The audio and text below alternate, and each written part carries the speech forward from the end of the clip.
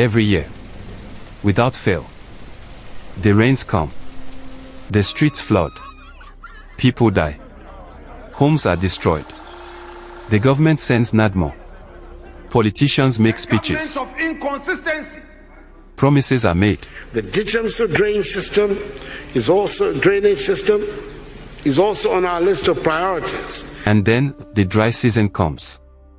Everyone forgets. And the next year, it happens again. Ghana has been flooding since 1935.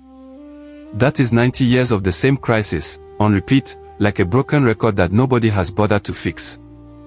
Over 3,000 people killed by floods in Ghana between 1935 and 2023. Over 700,000 people displaced. $1 billion in economic losses. $1 billion.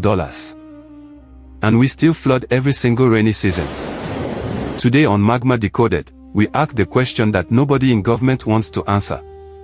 Is this an engineering problem? Is it a planning failure? Is it human ignorance?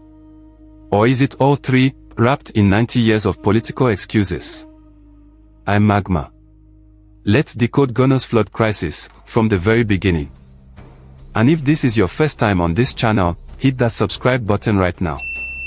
Because this is the kind of content you won't find anywhere else. Let's go back to where it all started. The year was 1935. Ghana, then the Gold Coast under British colonial rule, recorded its first major flooding incident in Accra. The city was small. The population was manageable. But even then, the warning signs were there, a city being built without thinking about where the water would go when the heavens opened.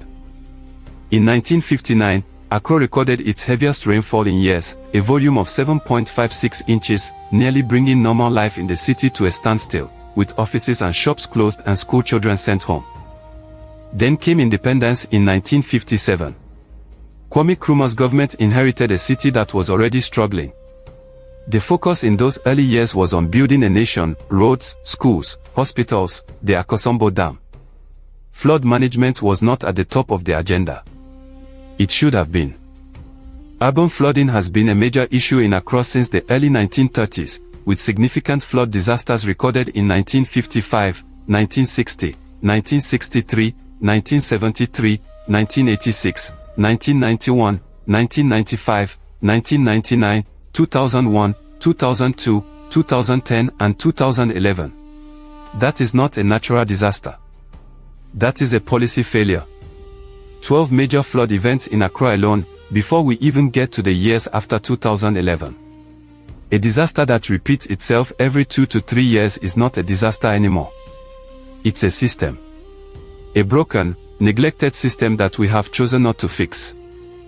In July 1995, rains which started at midnight caused flooding by morning in low areas of the Accra metropolis.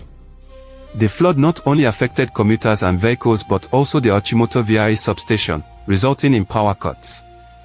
Communities like Nima, Abolempi, Labodi, Alejo, Choka, Kenshi, Adebroka, Asylum Down, all submerged.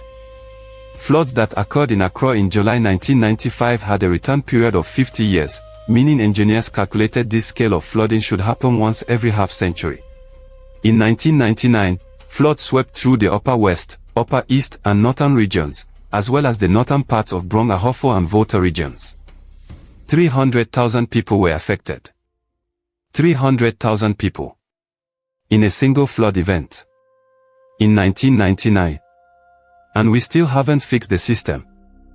But no flood in Ghana's history hit harder, or revealed more about our failures, than what happened on June 3, 2015. June 3rd, 2015. Heavy rains hit Accra. The usual neighborhoods flooded: Kwame Nkrumah Circle, Dacomen, Adebroka, Danseman. People sought shelter wherever they could find it. Some of them, dozens of them, sheltered at a petrol station near Sako.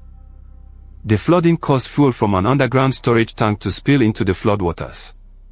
A fire ignited. The petrol station exploded. On June 3, 2015, flooding with an associated fire killed about 200 people in the commercial hub of Accra near the Kwame Nkrumah Circle. Damages caused by the disaster were estimated at over $100 million, while over 10,000 people were displaced. 200 people. dead. Not from the flood alone. Dead because they tried to escape the flood and ran into something worse. That is the human cost of 90 years of ignoring this problem. And if you've learned something in the last 5 minutes that you didn't know before, do me a favor and hit that subscribe button.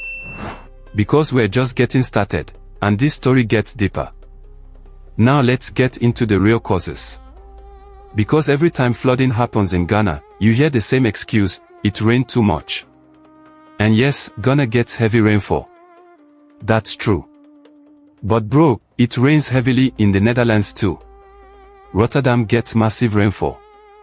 And Rotterdam hasn't flooded catastrophically since the 1950s, because they built an engineering system that handles it.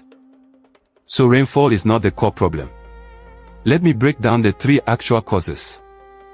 Cause 1, engineering failure. Many drainage systems in Accra are undersized, poorly maintained, or obstructed by waste. As rainfall intensity increases, these systems are unable to convey stormwater efficiently.